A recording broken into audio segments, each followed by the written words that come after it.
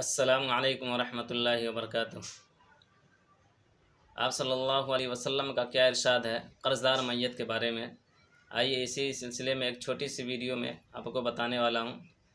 اللہ کے رسول صلی اللہ علیہ وسلم کے پاس ایک مرتبہ جنازہ لایا گیا، اس وجہ سے کہ آپ اس کا نماز جنازہ پڑھا دیں، تو آپ صلی اللہ علیہ وسلم نے دریافت فرمایا کہ کیا کسی کا قرض ہے اس میت کے اوپر؟ تو بتایا گیا نہیں، تو آپ صلی اللہ علیہ وسلم نے نماز جنازہ پڑھا دی۔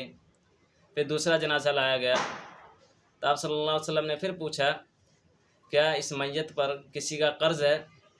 تو بتایا گیا کہ جی ہاں قرض ہے، تو آپ صلی اللہ علیہ وسلم نے نماز جنازہ نہیں پڑھائی اور صحابہ سے کہا اے لوگو تم اپنے ساتھی کا نماز جنازہ پڑھ لو۔ تو اللہ کے رسول صلی اللہ علیہ وسلم کے پاس ایک صحابہ جن کا نام ابو قتادہ ہے، انہوں نے عرض کیا یا رسول اللہ میں اس کا قرض اپنے ذمہ لیتا ہوں۔ اس کے بعد اللہ کے رسول صلی اللہ علیہ وسلم نے نماز جنازہ پڑھا دی۔ اس بات سے آپ نے کیا سمجھا؟ ہمیں اس کمنٹ میں ضرور بتائیں۔ خدا حافظ۔